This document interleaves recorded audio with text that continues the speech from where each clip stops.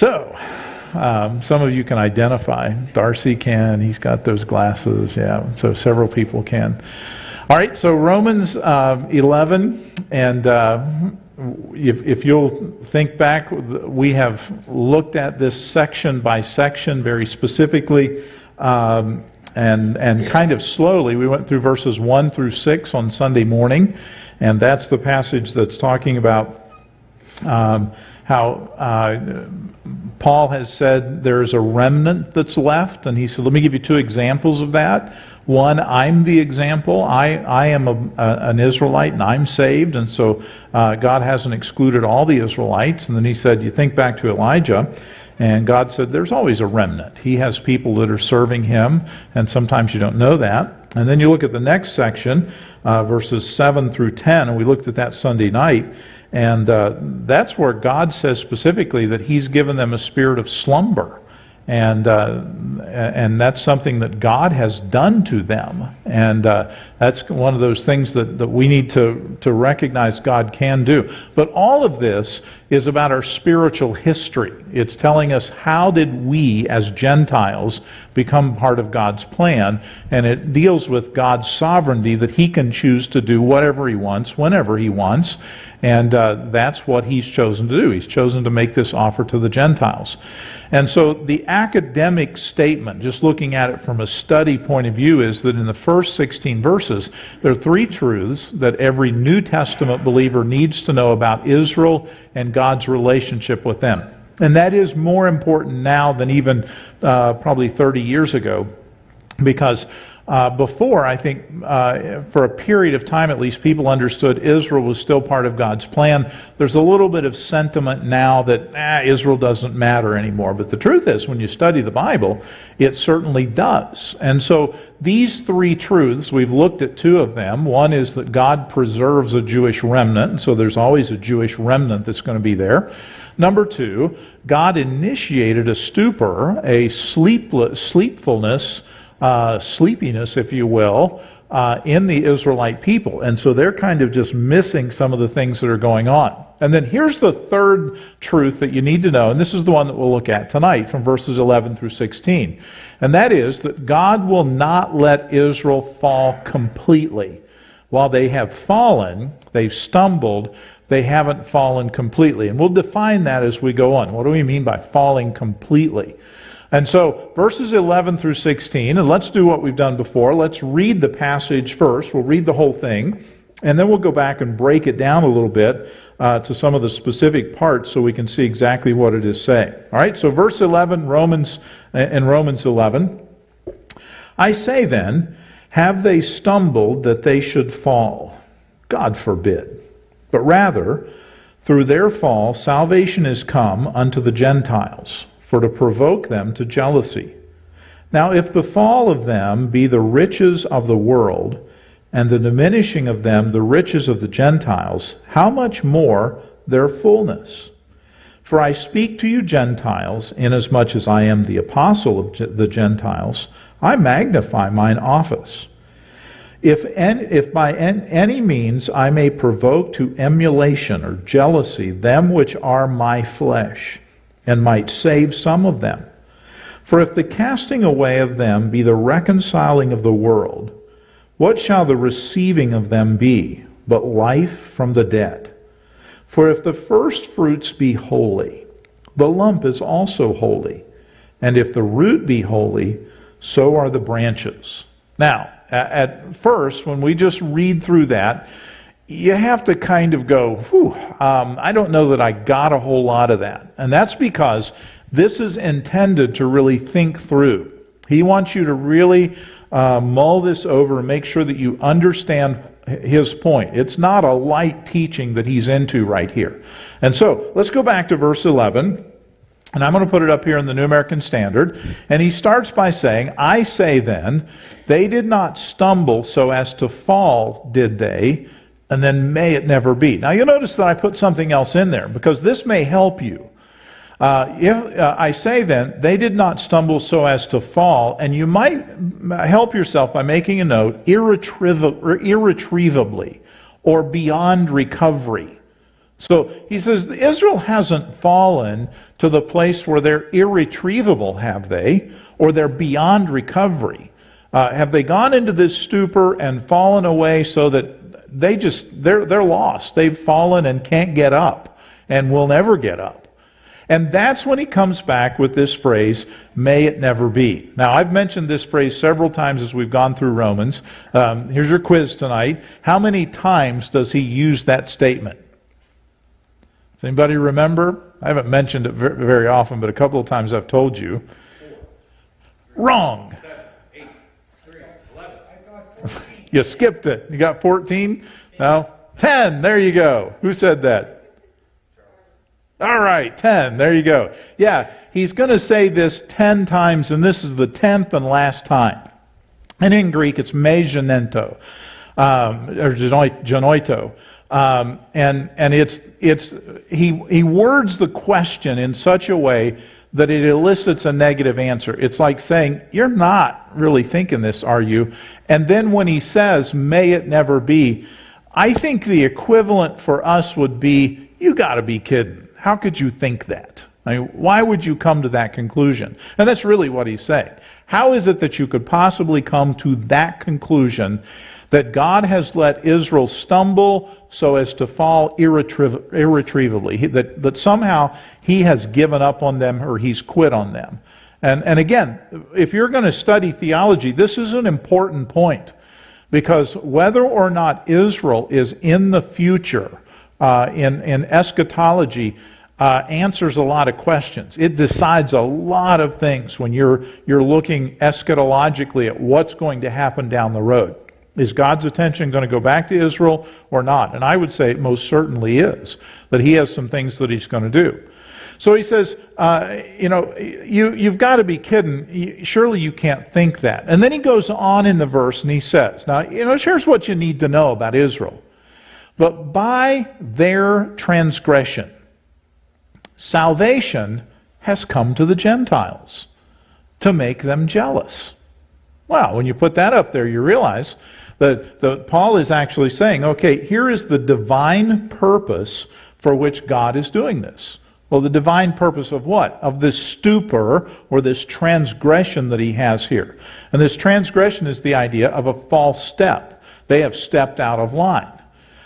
So by their false step, salvation has come to the Gentiles to make them jealous. And he said, okay, here's what God is doing with Israel at this point. Even though they're not doing what he wants them to do, he's actually doing some things. And here are the two things that he says in this verse that they're doing. He said, number one, because they have transgressed or they've stepped out of line, salvation has come to the Gentiles. This is one of the things that God is doing. By them disobeying God and doing what they're doing, the Gentile world gets the offer of salvation. But number two, he says, I'm trying to make Israel jealous. This is the intent that I have. Deuteronomy 32:21. I thought I had put it on the next slide, and I forgot to do that. So can somebody look that up for me?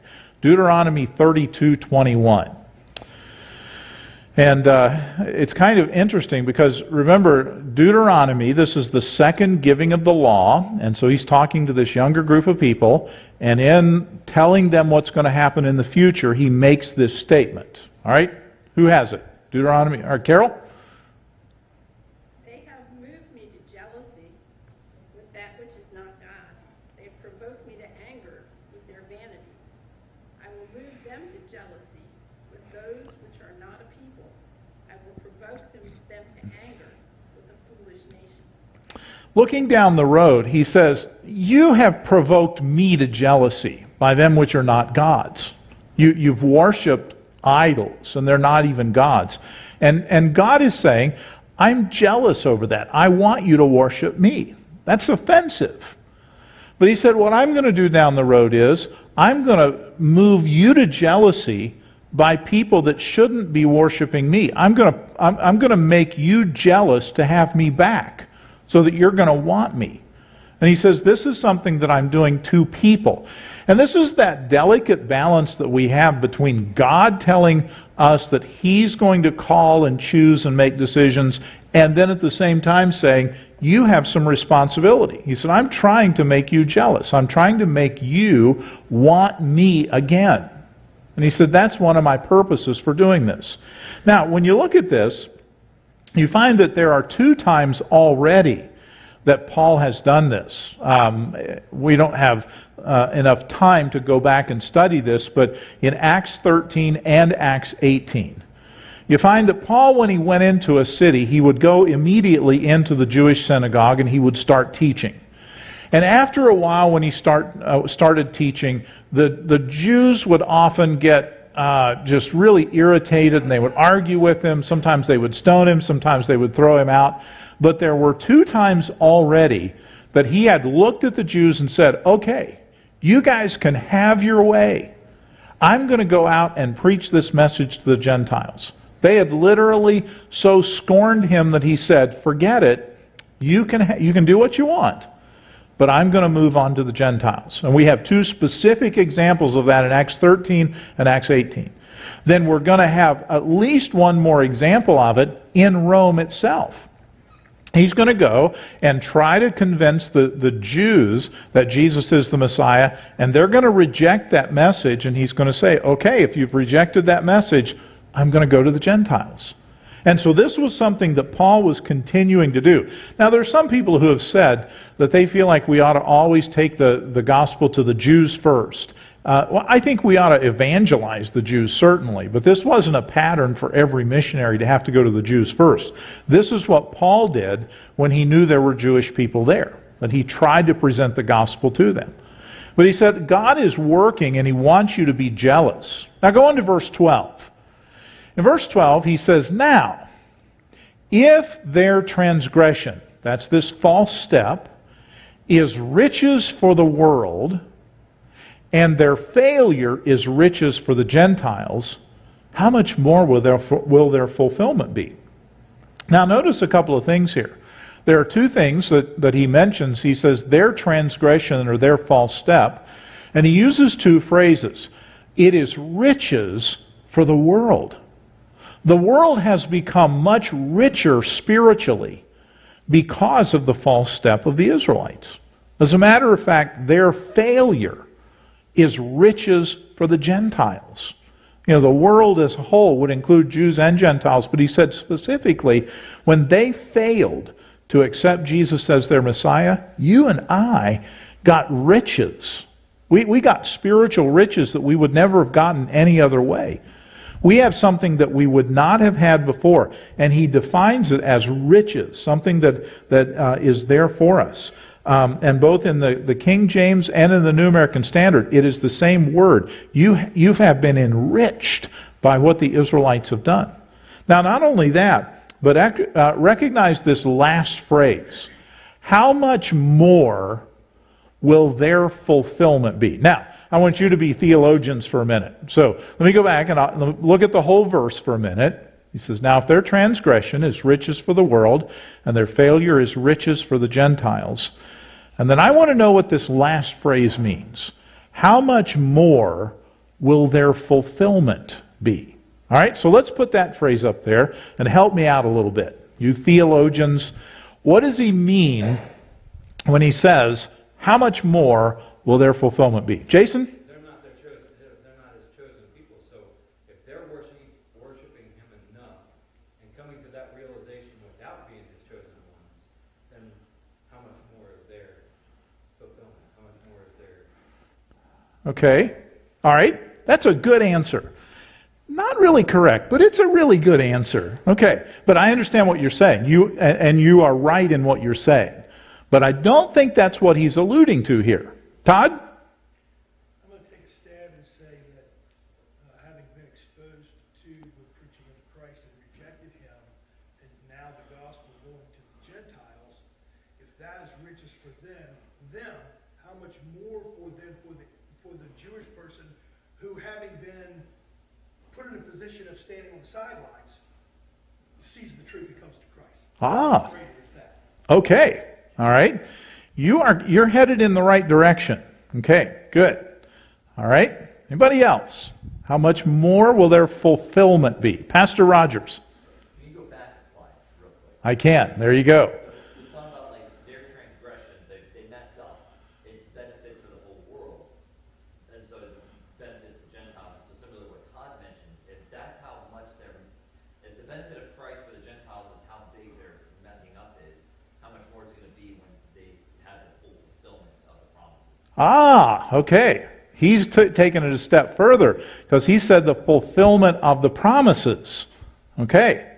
Now, I obviously have cheated because I've studied the passage. And I know that there's another verse that's coming up that's going to help us here in a little bit. But when you look at this, how much more will their fulfillment be? What this is suggesting is that at some point, there's going to be a large-scale conversion of the Israelite people. Now, we're pulling some things in he's going to say in verse 16 to get that, but he's hinting at something that he's going to elaborate on a great deal through the rest of the chapter. So this is not, I'm not taking a stab in the dark here, and that's where I put you in a little unfair situation because you haven't studied that. But he's saying, how much more will the riches be to everybody when their fulfillment comes? When they actually have the fulfillment in their relationship with God. So he's hinting at some point there's going to be a real change in God's relationship with Israel. It's gone sour right now. They're in a stupor. They're not paying attention. They've rejected the Messiah. But at some point, that's going to change. Now, let's put the next verse in because I want to get to that next verse that's going to talk about that. So he says, but I am speaking to you who are Gentiles. And this is where we say this passage is actually written to the Gentile people. It's not written to the Jews. This is Jewish history. It's helpful for the Jews, but this is information for you and me as Gentile people. I'm speaking to you who are Gentiles. Inasmuch then as I am an apostle to the Gentiles. And here he takes kind of this little rabbit trail and he says, that's who I'm here for. I'm here for you guys, for you Gentiles. I magnify my ministry. I'm really excited about my ministry. I want to enlarge it. I want to enlarge it in your eyes. That I want you to know that. And then he comes back. It's like he circles around. He says, if somehow I might move to jealousy my fellow countrymen and save some of them. He said, what would be my greatest joy would be if I go out and win Gentiles to the Lord and the Jews get so jealous that they come and say, I want what they have. And he said, I would love that. I would be thrilled with that. Has Paul noted that before? Has he talked about his burden for the Jewish people before? Yeah, he has. Remember, we actually took a little bit of time to talk about that. When he started chapter 10, he says, brethren, my heart's desire and prayer to God for Israel is that they might be saved. I'm really praying that they'll be saved. And before that, he had talked about, I could wish that I myself were accursed from Christ for my brethren, my kinsmen according to the flesh. And here again he's saying, even though I'm an apostle to the Gentiles, I just have a real burden for my countrymen, for my other Jewish brethren. I want them to be saved. And perhaps God will use my ministry to the Gentile people to actually bring them to a place of salvation. He didn't lose his burden for the Jewish people. Now, with that in mind then, let's go to verse 15. In verse 15, he comes back to what he was talking about. He says, for if their rejection is the reconciliation of the world, what will their acceptance be but life from the dead? All right, parse that a little bit, and let's figure out who he's talking about. For if their rejection, who is being rejected? The Jewish people, yeah. Now, he's not talking about their total rejection, that he'll never have them again, but he said they've been rejected because they have turned away from Christ, the Messiah. If their rejection is the reconciliation of the world, what will their acceptance be but life to the world. And so notice what he does here. He says, first of all, think back to verse 12.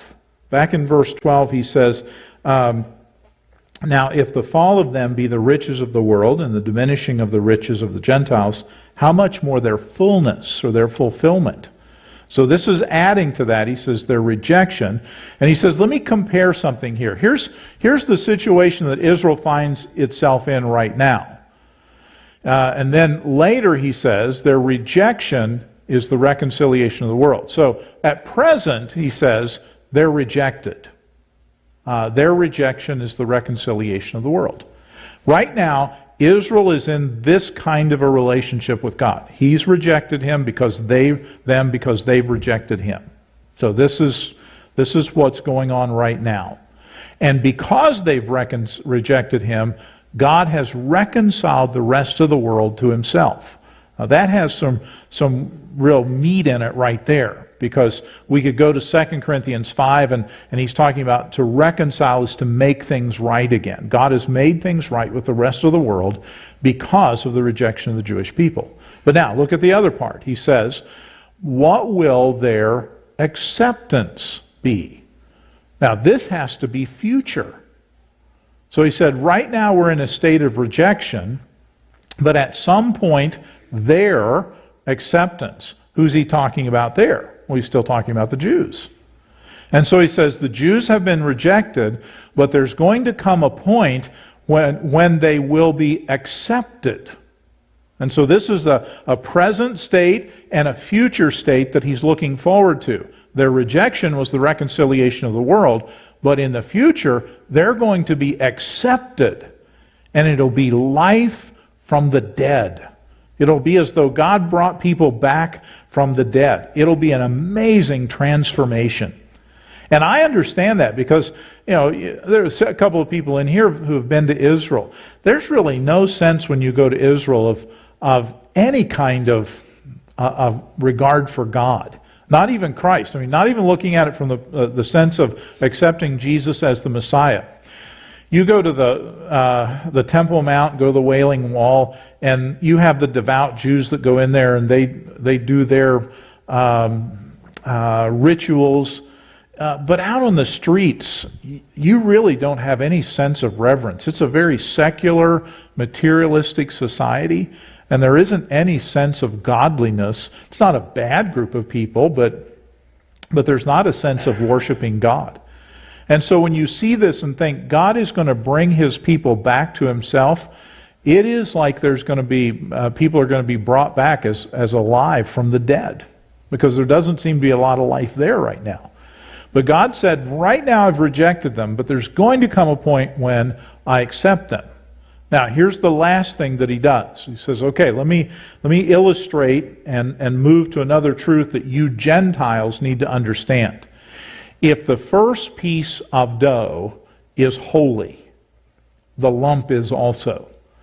And if the root is holy, the branches are too, or are also. Okay, so help me understand this. What does he mean when he says, if the first piece of dough is holy, the lump is holy? What is he referring to here? What's he talking about? Anybody want to take a stab at that? I won't say you're wrong. I might say you're kind of wrong, but yeah. Anything come to your mind? Think Old Testament for a minute. What were they required to do every time, whenever they had a harvest? They had to make leaven and unleavened bread, right? What? Say that again? I said, didn't they have to make leaven or unleavened bread? Okay, and then what did they have to do with it? Todd? Well, the law required them to tithe. That. Yes. Okay. Yeah. The first piece of dough, we might also equate that with, although it's not exactly the same, the first fruits. What were the first fruits? We talked about that earlier in Romans. What were the first fruits? Just what are they? What are the first fruits? It's the best of your harvest. Okay, it's the best of your harvest. It's the first thing you get off the tree. And it belonged to the Lord. You were to give it to the Lord. When they had the wheat harvest, they were supposed to give the first of it to the Lord. They were to make a cake of dough, or make the dough, bake the bread, and then that was given to the Lord. And what he's doing here is he's actually going to give two illustrations of the temporary nature of the rejection. And so when I said to you earlier, I've studied this so I know what's coming, this is actually the theme for the rest of what we're going to study. He says, I want you to understand how you Gentiles got in this and how it's a temporary state. And so he said, one illustration I'm going to give you is going to be, I'm just going to mention it and then we're going to move on. The other illustration I'm going to elaborate on. And he's going to elaborate in detail on that illustration. So here's the first one. If you were to go back to Numbers 15, I've got it up here on the screen, but you could actually start and read a little bit further. But if you go to Numbers 15, here's what he says. From the first of your dough, that's the cake that you're going to make from the wheat harvest. From the first of your dough, you shall give to the Lord an offering throughout your generation. And so every year, they were to come and they were to give from the first of their wheat harvest to make a cake, and they were to offer that to the Lord. That was their offering. And when he comes to the New Testament then, Paul makes an inference from that. He says, if the first piece of dough is holy, the lump is also. All right, what's he mean when he says the lump is also? You got to grab that in order to understand it. Pastor Rogers? Well, it's not about dough. It's not a piece of bread yet, technically. Okay. And so if the first piece is holy, is perfect, then all of it's going to be. Okay. Good. Yeah. He's kind of alluding to, you moved and I almost called on you. He's alluding to the fact that you're recognizing that if I give this first piece of the dough, pull this one piece out of it and dedicate it to the Lord, the whole thing is recognizing Him. It's all His. Everything that comes after that is His as well. It's holy. So the whole thing is holy. By beginning with something holy, you'll end with something that's holy.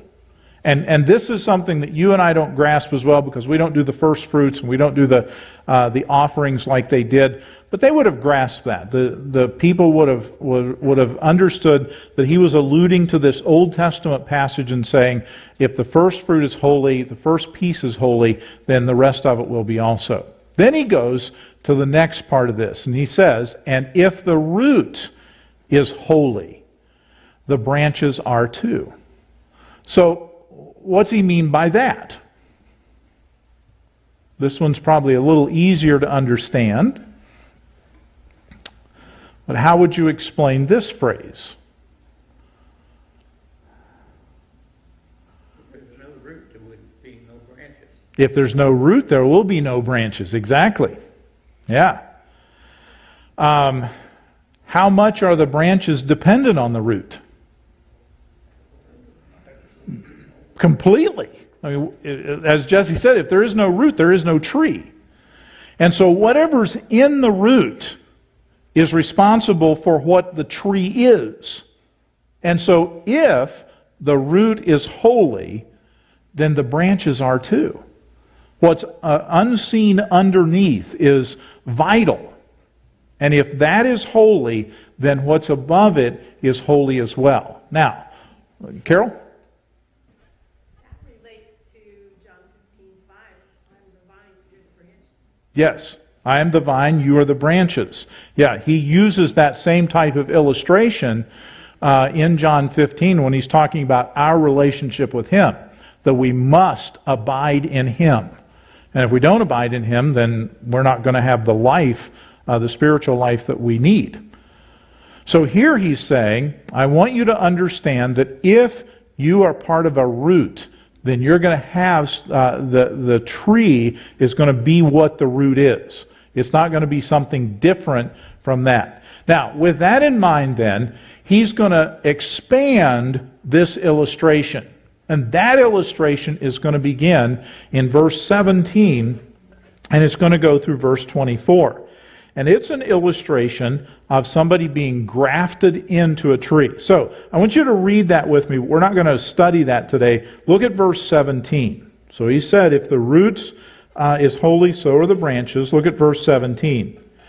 And if some of the branches are broken off, or be broken off, and thou, being a wild olive tree, wert grafted in among them, and with them partakest of the root and fatness of the olive tree, boast not against the branches. Now just stop there for a minute.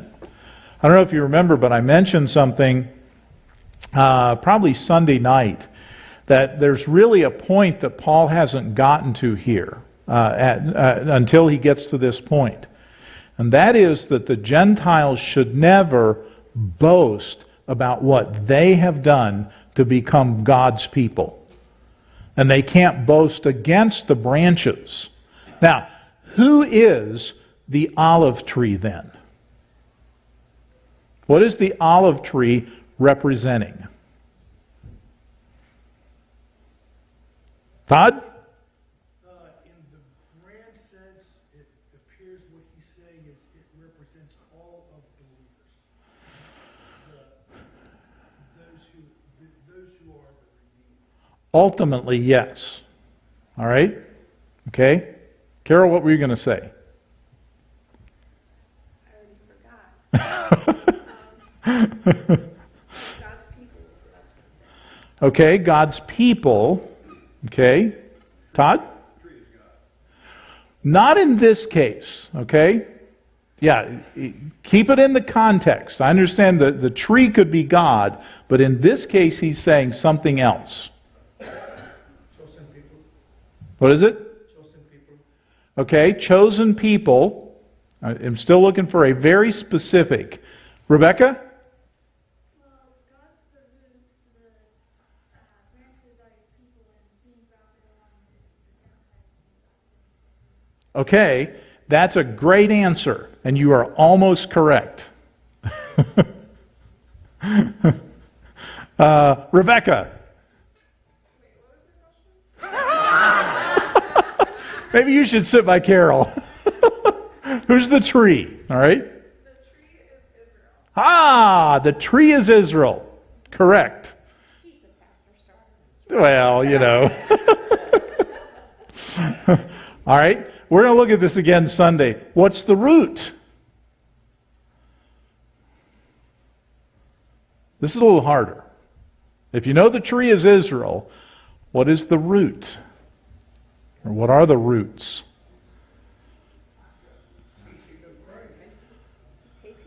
Okay, you are very close. Patriarchs? Abraham would be one of them, okay? What did the patriarchs have from God that made them the roots? The promises. John, is that what you were going to say? Yeah, they have the promises. When you look at this, as you begin to study it, what you're going to realize is he's saying, okay, and if the root is holy, the branches are too. So at the root of this thing, the root is, and remember, he's talking in the whole thing about Israel and the Gentiles. And so that's why, as we study it, we'll realize that this tree is talking about Israel. And Israel, he's picturing Israel as a tree that's grown up. And the roots of that are the relationship with God through the promises. And you could go back through promises to Abraham. I think you could even include the Mosaic Law and all the relationship in the past with the patriarchs and God and the promises. And all that's come up through, and God has made promises to Israel. And so here's this tree. And then he said, we're going to graft in some branches on that root. And that's why it's important to understand we have our foundation in the Old Testament. We're built on the promises, the foundation of Jesus Christ, but the promises of the Old Testament. And he said, and he's going to take this illustration and expand it, and he's going to make some specific points. And it is one of the most difficult parts of Romans to understand. It's probably one of those that more people get confused by and get wrong than any other place in Romans. All right? So, I'm going to pray, but then if you have questions about this, let me answer those, and I'll answer some of them now, but Sunday we're going to deal very specifically with verses 17 through 24 that will deal with that particular relationship that he's talking about. And actually 17, we'll probably go through 24. All right, so let's go ahead and pray, and then we'll pass out the prayer sheet. Lord, we thank you for the time, and we do thank you for the privilege we have of knowing the Lord Jesus Christ. And as we study this, we realize that it's by your grace that we as Gentiles have been offered salvation. And so I pray you'll help us to enjoy it, to benefit from it. In Jesus' name,